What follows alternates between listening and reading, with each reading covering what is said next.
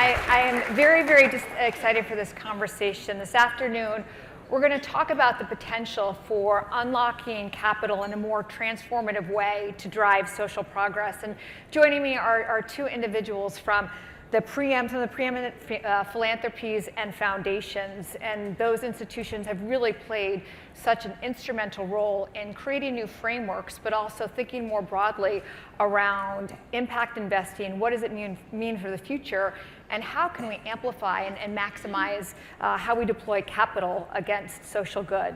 So I want to start with you, Roy. We're having a really interesting conversation before. You lead the foundation's mission investments, where you're responsible for the $1 billion endowment.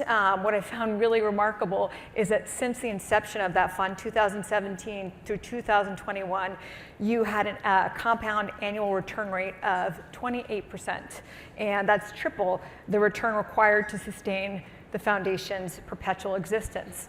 And I say that because when we were chatting, this concept of impact investing, potential trade-offs, it's become a very loaded topic. A lot of people come in looking at it from very different angles in a way that may not be productive to the conversation.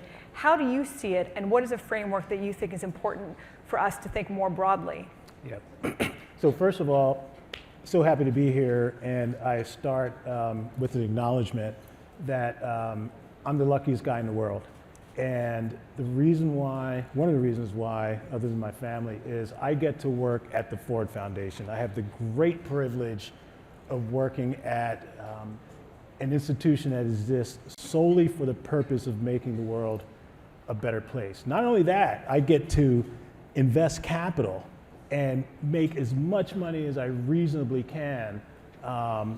And even more, I get to generate as much positive impact as I unreasonably can, so outrageously can. That's the goal, is to have that double bottom line. So I'm really quite fortunate. We approach impact investing in a way that I'm going to describe, and I tried this out before we came on stage, but we think of what we do in the US, and we are global investors, but we like to think of it as patriotic investing, patriotic capitalism. And what do I mean by that? Everything we do in our investment role has the goal of making the world a better place, making this country a better place. And so we have several impact investing themes. They all are about advancing the common good. We believe that we can make great and attractive financial returns while we're doing that. And that's the great fortune that I have to work at the Ford Foundation. And I should shut up because I can go on and on. But the work that you've done there is remarkable, and I want to drill down on some of the learnings and best practices that you all have seen in ways that I think other areas of this arena can invest in a meaningful way. Erin, you work for Pivotal Ventures, which was founded by Melinda Gates to accelerate social progress by putting either philanthropic or investment dollars in the hands of women or underrepresented communities. Really, you manage an investment portfolio taking more of a venture approach. Mm-hmm. But one of the things that I think it was so interesting that you've talked a lot about is when we look at this arena of impact investing or social progress, we don't necessarily need to sacrifice the type of due diligence and the rigor in which we evaluate these types of investments for social good, but potentially the framework through which we evaluate it may need to change and evolve. That still aligns with fiduciary responsibility. Mm-hmm. Can you talk about how we need to think about some of the different frameworks to be able to still achieve the same goals? Sure. So as you mentioned, Moira, we're on a mission at Pivotal Ventures to expand opportunity and equality here in the United States, and gender is a key component of that mission and the impact that we're trying to drive and see in the world. And when it comes to diligence and processes, just to be clear, we are not lowering the bar. I have spent my career doing diligence on funds and companies, and we're applying the same standards to the work that we're doing at Pivotal, just bringing, I think, a wider, perhaps new set of perspectives, looking to find new patterns that are emerging, to get more capital in the hands of women specifically, and also people of color. So what does that really look like? I'll use one example, and I think when it comes to our process, we've tried to be a bit more inclusive in how we work. And that really takes sort of two or three forms. One is slowing down a bit to have the space to take some of those risks and understand what's going on under the hood at some of these emerging and new firms that we're backing. And looking at things, some of the standards of track record as an example. Again, we have to be willing to accept people sort of where they're coming from. And it would be easy if everyone that we were underwriting had 2 decades of experience at a blue chip, well-established firm. That's not always the case. So we are trying to go under the hood and really understand what risks are we wanting to assess, right? What are the risks to the partnership? How are decisions being made? How do you source? How are you adding value to your founders? And digging into some of those aspects to hopefully uncover, again, some new patterns that are emerging for what will be the next generation of great investors and leaders driving innovation in our country. So obviously we don't want to perpetuate the same structural barriers or biases in terms of the investing process, because inherently that's either excludes opportunity or sacrifices returns and the desire for social impact in a way that isn't productive. Roy, you've said, as we think about creating this new playbook in which we need to evaluate these opportunities and the ways in which we need to create an ecosystem, you said it's going to require people to think creatively, and it's going to take patience and time, and that's something that foundations and family offices have the freedom to be able to leverage in ways that other investors can't necessarily do that. But how do you catalyze that behavior? Because it's one thing to say that they have the opportunity to do it, but how do you hardwire and systematize it in existing structures? I think the most important thing to advance in the way we want to advance along this path of patriotic capitalism or patriotic investing is intentionality, leadership, and will.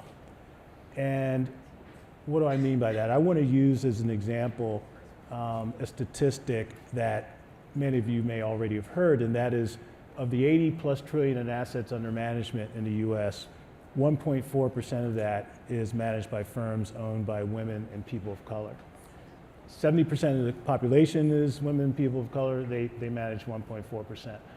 In a capitalist system, if you don't have access to capital, what you do have is a major problem. So what does this have to do with patience, will, leadership, and patriotic capitalism? Well, studies have shown, Pew Research found that since 1990, the US has lost 50 trillion in productivity, GDP, because of race-based barriers to opportunity to capitalism. In a separate study, Citigroup, B of A, McKinsey all found that if the US were to tear down those race-based barriers to opportunity and access to capital, the US could create an additional 5 trillion in GDP over 5 years. So when I think of what's good for the country, I think of the economic value that can be unleashed by tearing down barriers to access to capital, creating a more fair country. We all win when we all win. In a time of geopolitical world reordering, the most important input for any national leadership is economic power. And when you're frittering away that type of economic power, all because you don't have the leadership, intentionality, and will to do something differently, we're putting our entire nation at risk, all because of the unwillingness to think differently. And so for us, that 1.4% for the general market, we have 65% of our AUM is allocated with women and people of color. That's less than 70%, but we're enormously outperforming the market. We're doing well financially. We hope that we are a symbol for others, but at the end of the day, it boils down to leadership, intentionality, will. And how do you think if it's this intentionality, it's creating these new playbooks, structures, and processes, given the work that you do, How do you think about creating that at scale, or creating opportunities and models for others who may not necessarily be in the type of position that Pivotal is, to be able to integrate and bring into their own institutions? Sure. I mean, I think, Roy, you touched on some really important stats, and two more that animate our work at Pivotal. Only 16% of decision makers and check writers at US venture capital firms are women, and 2% of capital at the early stage go to female-founded teams. So again, there's this huge opportunity that we're missing by not addressing some of these structural constraints and barriers. And so when we think about this at scale, I think it really comes down to the organization doing three things. One is buy-in and alignment. And Roy, you're kind of touching on this as well with this idea of leadership and will. But for us at Pivotal, it started with our principal, Melinda French Gates, setting down and saying, these are the objectives that we're driving towards. And I think every institution, whether it's a family, whether you're dealing with a board of trustees or an investment committee, getting together and having that buy-in and alignment around the objectives that you're driving towards is essential.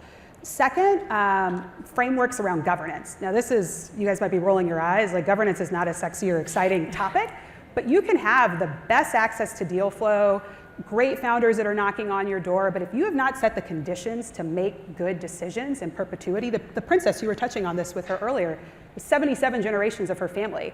That requires the structures and the framework that are going to support decision making and allow you to, again, drive impact across your organization.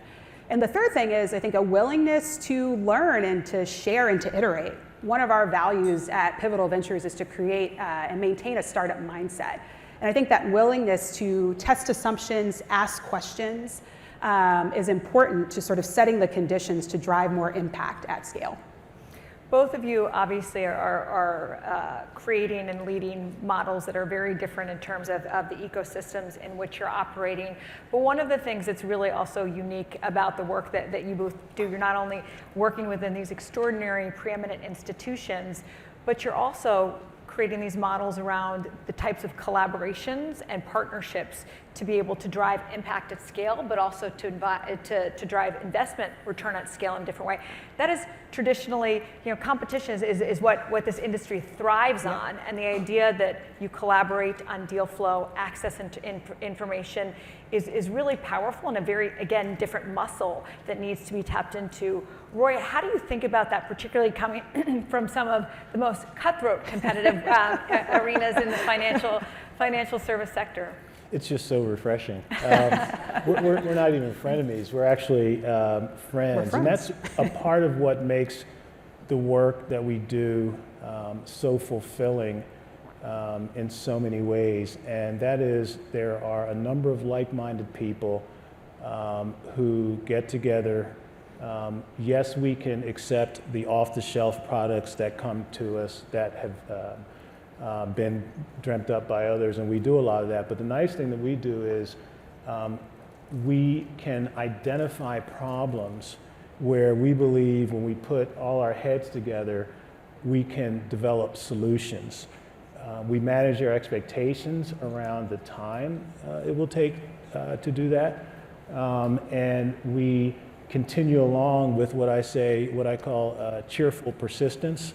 And I think when you're collaborating on very challenging problems with people who are like-minded and are as determined as you are to advance the common good, life just doesn't get any better than that. What's an example, Erin, of what that type of collaboration looks like in practice, and where you can best lean on each other or other partners in ways that are truly additive, as Roy said, to this broader experience, or one of the collaborations that you all have also embarked on as well? Sure. So we, again, as Roy said, we're not going to accomplish the impact and the change we want to see in the world, whether it's around gender equity, social equity, climate, energy transition, doing it each of our individual organizations alone. So we have to link arms and be willing to share and collaborate and still drive great outcomes and great returns in the process. So I can point to maybe two examples. One in our portfolio where we incubated and anchored a fund very early. We warehoused some deals on their behalf so that this team could build a track record. And as a part of that, shared some of our diligence with other investors who were interested in what was at the time a relatively nascent, sort of new strategy that was investing in technology that would support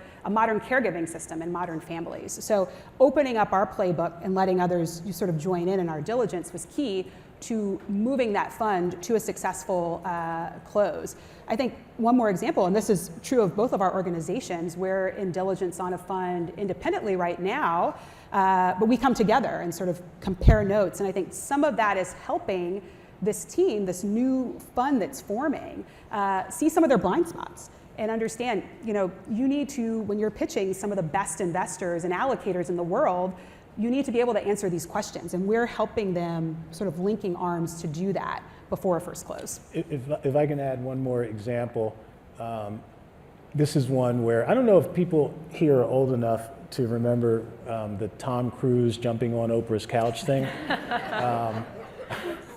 But I had that feeling not too long ago related to something that the Ballmer Group did. I don't know if anyone's here from the Ballmer Group, but we often talk, and the Ballmer Group was really interested in doing some work that could help Black founders and fund managers. And make a long story short, a couple months ago, Steve Ballmer and a guy named Larry Morris, who's co-founder of Fairview Capital Partners, were on one of the morning TV shows talking about how Steve Ballmer decided to allocate $400 million to a couple of fund managers, including Fairview.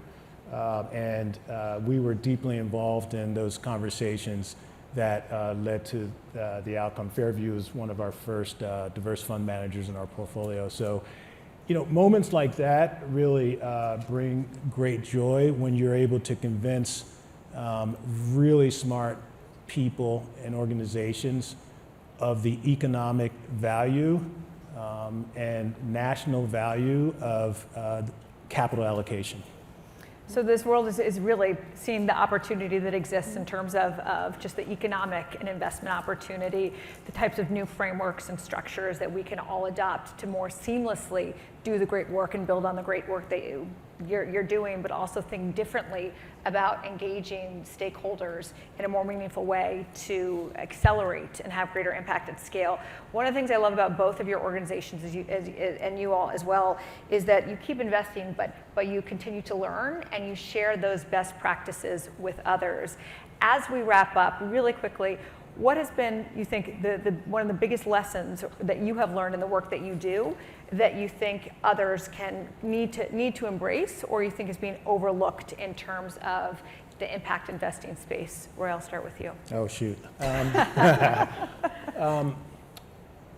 I think that people are open to hearing new information and changing their minds about the way they've seen things for a long time. And I will say that I noticed a major change in conversations, unfortunately, post George Floyd murder. A lot of what we do is looking at how racial equity and becoming a more fair economic system can make everyone better off. And I think similar to how people reacted after the Kerner Commission report came out in 1967 or 68, where there was a period of time when people felt that the inequality was dragging down the entire nation. I think after the George Floyd murder, people once again were awakened to the fact that we're all in this together. We need the whole team on the field. And there are ways to make that happen if we simply want to make it happen. Yeah. No, I mean, I was just going to say, I think it's finding that will and that patience as well. Because, as you mentioned, Moira, we're investing predominantly in venture capital. It's going to take a long time. I often say I think I have pretty good job security because no one will know if I'm good at what I do for like a decade. But there's that patience, right? And that in that period, the ability to maybe recognize when you've been wrong and lean on others that are doing this work as well. As we both said, we're not in this alone, and to drive this impact at scale and to find meaningful change and address some of the biggest problems that are facing our society, we have to lean on each other and we have to have the will to do it. Well, Roy, Erin, thank you so much for those insights and just the opportunity also to think differently about this space and the ways in which, as I said, you all are creating new models for others to build on in the future. So thank you both for the insights that you shared.